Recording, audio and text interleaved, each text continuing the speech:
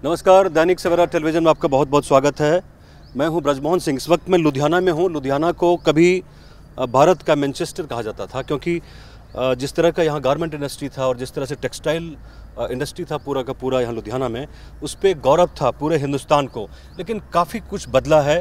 चीन का इम्पैक्ट हिंदुस्तान पे काफ़ी ज़्यादा पड़ा है और ख़ास करके टेक्सटाइल इंडस्ट्री पे काफ़ी ज़्यादा पड़ा है। इसको हम समझेंगे। हमारे साथ बहुत बड़े इंडस्ट्रियलिस्ट हैं जो अच्छी तरह से समझते हैं। रमेश जगोता दी, ये all India mink blanket association के चीफ हैं और इस वक्त ये बताने की स्थिति में है हमें कि जो जीएसटी लागू हो रहा है उसका क्या इम्पैक्ट पड़ेगा लुधियाना पे, और वैसे लोग जो मिंक ब्लैंकेट में, गारमेंट्स में और बाकी फैब्रिक्स से डील करते हैं, कितना बड़ा इम्पैक्ट पड़ेगा। देखो, फर्स्ट ऑफ ऑल हम इसको बहुत ज़्यादा स्वागत करते हैं इसका जी। कि जो जीएसटी आ रहा है वो बहुत अच्छी चीज़ है। इससे सारी इंडिया में ऑल इंडिया वन हो जाएगा। सभी स्टेट्स में जो भी हम माल बेचते हैं कहीं टैक्स डिफरेंस नहीं रहेंगे। मगर इसका जो इम्पैक्ट है, ये जो बहुत छोटे ट्रेडर्स हैं उनको इसके साथ कंप्लाइंस करने में थोड़ी डिफ़िकल्टी आएगी। उनको थोड़ा 1 साल टाइम लगेगा, मगर अब जब करने ही लगे हैं तो करना तो है ही है। चीन बड़े लेवल पे वॉल्यूम से खेलता है। कहते हैं कि बड़ा वॉल्यूम लेके चीन आता है, जिससे भारत के उद्योग पे काफ़ी असर पड़ रहा है। पहले जैसे साइकिल इंडस्ट्री को हम देख रहे थे, साइकिल इंडस्ट्री को काफ़ी इम्पैक्ट किया है। लेकिन जीएसटी के लागू होने के बाद जो आपका टैक्स है वो 29% से घट के 16% हो जाएगा। तो इसको किस तरह से एक्सप्लेन करते हैं? देखिए, सबसे बड़ा ये जीएसटी का इम्पैक्ट है, उससे इंपोर्ट के ऊपर इफेक्ट आने वाला है। जीएसटी इज़ गुड, मगर जीएसटी के बराबर इन्होंने इंपोर्ट के ऊपर लगाने जा रहे हैं। फॉर एग्जांपल, जो पहले इसके ऊपर हमारे ऊपर टैक्स है इंपोर्ट के ऊपर, वो 29% है। जीएसटी लागू होने के बाद इसके ऊपर जो टैक्स आ जाएगा वो 16% आ जाएगा। डायरेक्टली इंपोर्टर जो है, ट्रेडर है, उनको 13% का बेनिफिट मिल जाएगा। 13% आज की डेट में बहुत ज़्यादा बड़ी अमाउंट है। उससे जो डोमेस्टिक इंडस्ट्री है, डोमेस्टिक इंडस्ट्री के ऊपर से इंपोर्ट करते हैं ट्रेडर, हम लोग तो इंपोर्ट करते नहीं, वो ट्रेडर वर्सेस जो मैन्युफैक्चरिंग सेक्टर है उसके साथ बहुत ज़्यादा कंपटीशन हो जाएगा। रमेश जी, हम मेक इन इंडिया की बात करते हैं, खासकर जो एनडीए की सरकार आई सेंटर में, तो प्रधानमंत्री का बहुत बड़ा फोकस था कि मेक इन इंडिया लेके जो यहाँ के अपने इंडस्ट्रियलिस्ट हैं उनको फ़ायदा हो, लोगों को रोज़गार मिले, ज़्यादा से ज़्यादा लोगों को। इससे क्या इम्पैक्ट पड़ेगा? देखिए, जो मेक इन इंडिया का हम बहुत स्वागत करते हैं, क्योंकि मेक इन इंडिया से ही हिंदुस्तान तरक्की करेगा। मगर गवर्नमेंट को, मोदी जी को ये देखना चाहिए कि जो डोमेस्टिक इंडस्ट्री को बचाने के लिए इंपोर्ट जो है वो महंगी होनी चाहिए। डोमेस्टिक जो है तभी कामयाब होगा अगर इंपोर्ट महंगी होगी।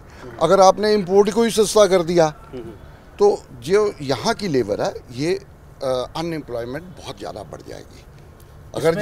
अगर इतना डिफरेंस, जैसे आज प्रेजेंट जो सिनेरियो है इसमें 29% है, जीएसटी के बाद अगर ये 16% हो जाएगा, 13% से यहाँ की तो टेक्सटाइल, हम तो ऑलरेडी इससे पहले ही चाइना से हम कंपटीशन करने के लिए बहुत ज़्यादा कंपटीशन हो रहा है। ऑलरेडी चाइना यहाँ बहुत ज़्यादा माल डंप कर रहा है, ठीक है, क्योंकि वहाँ पर वॉल्यूम बहुत ज़्यादा, हमने पिछले 10 साल में अपने वॉल्यूम इतने बनाए और चाइना से कंपटीशन करके बड़ी मुश्किल से हम उनके बराबर आए थे। अगर आज ये 13% का डिफरेंस हो जाएगा तो हम तो दोबारा फिर 10 साल पहले वाली सिचुएशन में चले जाएंगे।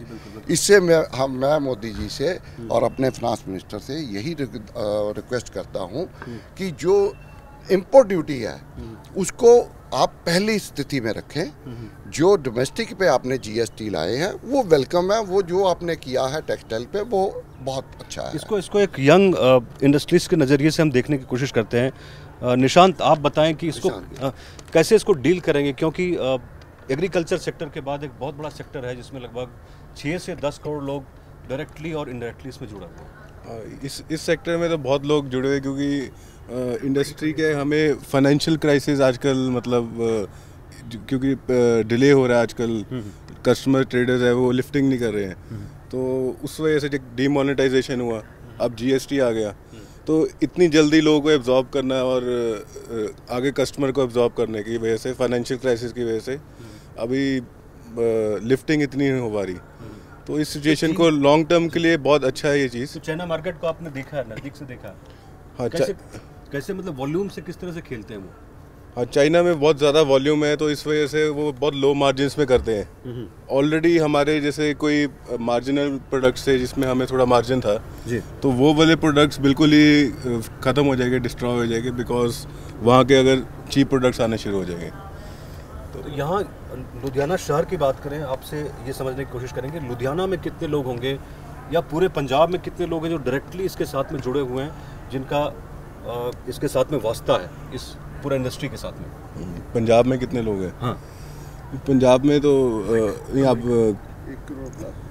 1 करोड़ प्लस लोग हैं जो मतलब इस इंडस्ट्री से जुड़े हुए हैं। बिल्कुल बिल्कुल, ये समझने वाली बात है, क्योंकि इतने लोगों को रोज़गार देने की बात हो रही थी कि लोगों को रोज़गार दें और यहाँ की जो इंडस्ट्री है, लुधियाना की इंडस्ट्री, वो ज़्यादा से ज़्यादा लोगों को रोज़गार दे। प्रधानमंत्री का यही फोकस था। आप लोगों की बात हुई है जेटली साहब से, या कोई डेलीगेशन कुछ इस तरह का पत्र आप लोगों ने जेटली साहब को दिया होगा कि हमने कैसे चेंज करें, कैसे इंडस्ट्री को बचाएं? नहीं, हमने तो फाइनेंस मिनिस्टर को और स्टेट मिनिस्टर फाइनेंस को ये सारे अपनी रिप्रेजेंटेशंस भेजी हैं। उसमें हमने यही कहा है कि जो इंपोर्ट ड्यूटी है उसको पहले जो स्थिति है उसी के ऊपर बरकरार रखा जाए। और हम 3 दिन पहले Ashwini Chopra ji Delhi, MP member parliament, उनको भी मिले थे। उन्होंने भी जेटली साहब से मीटिंग करवा रहे हैं। यहाँ पर हम पंजाब के बीजेपी के जो सांपला जी, उनको हमने रिक्वेस्ट की है। डिस्ट्रिक्ट लेवल पे जो हमारे टेक्सटाइल के बीजेपी के नेता हैं, उनको भी हमने रिक्वेस्ट किया है। हो सकता है कि कल हम state minister of finance mister Meghwal, उनसे, अर्जुन मेघवाल जी, उनसे हो सकता है कि कल हमारी चंडीगढ़ में मीटिंग हो, तो उनको भी हम ये सारा कुछ एक्सप्लेन करेंगे जिससे हमारी इंडस्ट्री सारी बच सके। अदरवाइज जो सारे इंडिया की ये टेक्सटाइल इंडस्ट्री है, अगर यही पोजीशन रही तो आने वाले 2-3 महीनों में यहाँ पर बहुत सारी अनएम्प्लॉयमेंट हो जाएगी। और लोग ऑलरेडी GST को देखते हुए, लोग कोई भी ट्रेडर है अभी कोई भी अपने स्टॉक को लिक्विडेट करने के चक्कर में रह रहा है और कोई भी अब मटेरियल नहीं खरीद रहा। फिनिश गुड हमारे नहीं बिक रहे, कोई खरीद नहीं रहा इसकी वजह से। और जो छोटे ट्रेडर हैं वो डरे हुए हैं कि कल को GST आएगा, क्या हो जाएगा। बिल्कुल, ये बहुत ही इन्होंने साफ शब्दों में ये समझाया है कि किस तरह से गारमेंट इंडस्ट्री पे मिंक ब्लैंकेट और जो फैब्रिक पूरी की पूरी इंडस्ट्री है, न सिर्फ लुधियाना में बल्कि पूरे हिंदुस्तान में, वो इससे कैसे डील करेगा। क्योंकि GST के एक पक्ष को हम देख रहे हैं, लेकिन दूसरा जो एस्पेक्ट है उसको हम देख नहीं पा रहे हैं। तो उम्मीद की जानी चाहिए कि वित्त मंत्री से इनकी मुलाकात काफ़ी फ्रूटफुल रहेगी, काफ़ी फलदायी रहेगी, और लुधियाना के जो लोग हैं, पंजाब के जो लोग हैं, और पूरे हिंदुस्तान में जो करोड़ों लोग इस व्यवसाय से जुड़े हुए हैं, उनके हित को ज़रूर ध्यान में रखा जाएगा। लुधियाना से ब्रजमोहन सिंह, दैनिक सवेरा टेलीविज़न के लिए।